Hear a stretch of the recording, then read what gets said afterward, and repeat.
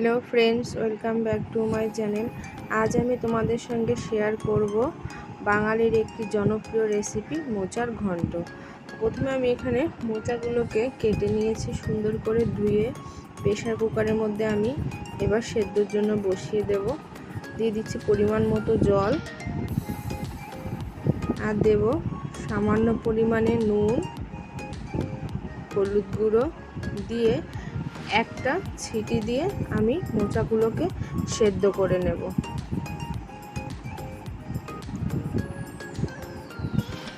একটা ছিটি দিয়ে আমি গ্যাসের ইয়েটা বের করে দিয়েছি, নাহলে বেশি সেদ্ধ হয়ে যাবে।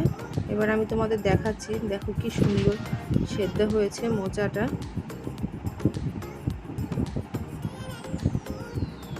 এরপর আমি এখানে নিয়ে নিয়েছি একটা কড়াই, সেখানে বেশ খানিকটা পরিমাণে দিয়ে দিচ্ছি সর্ষের তেল। দিয়ে এখানে একদম ছোট ছোট করে আলু আমি যেটা মোচার মধ্যে দেব সেটাকে আগে ভেজে তুলে রাখবো। তো আলুটা ভাজা হয়ে গেছে। এবার আমি এর মধ্যে দিয়ে দেব গোটা গরম মশলা, এলাচ, দারচিনি, লবঙ্গ, একটি তেজপাতা আর সামান্য পরিমাণে গোটা জিরে। ফোড়নটা বেশ সুন্দর গন্ধ বেরোলে এখানে দিয়ে দেব চিংড়ি মাছ। তো আমি এখানে মোচাটা আমিষভাবে যেহেতু রান্না করছি তাই ব্যবহার করেছি চিংড়ি মাছ। আর তোমরা যারা নিরামিষভাবে খেতে চাও তাহলে তোমরা চিংড়ি মাছের পরিবর্তে নারকেল কোড়া ব্যবহার করতে পারো। তো এখানে চিংড়িটা আমি সামান্য নুন হলুদ দিয়ে ভেজে নিয়েছি। একটা বাটির মধ্যে জিরে বাটা, ধনের গুঁড়ো, লঙ্কার গুঁড়ো, নুন, হলুদ সব ভালো করে একসঙ্গে গুলিয়ে এবার মশলাটা তেলের মধ্যে দিয়ে আস্তে আস্তে করে কষিয়ে নেব।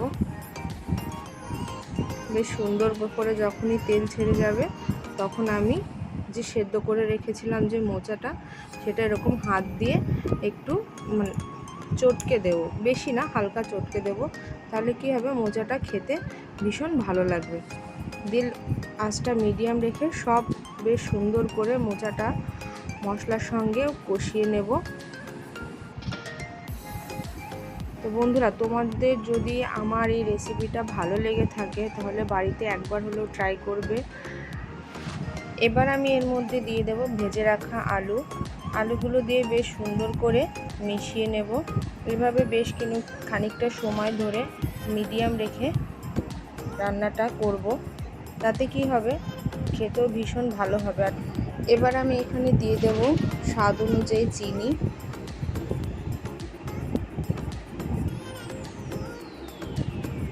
মোচাতে একটু মিষ্টি না দিলে খেতে ভালো লাগে না।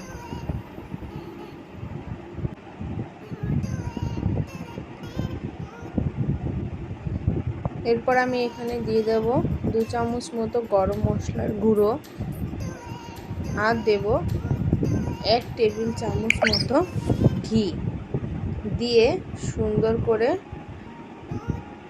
মিশিয়ে নেব। আমার কিন্তু রান্নাটা অলমোস্ট হয়ে এসছে।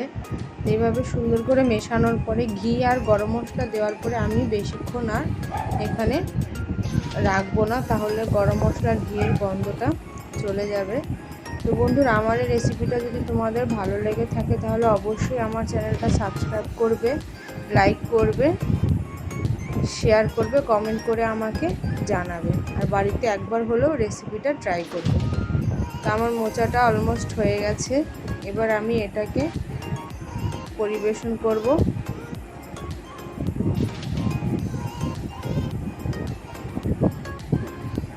গরম ভাতের সঙ্গে এরকম মোচা চিংড়ি হলে আর কি লাগে।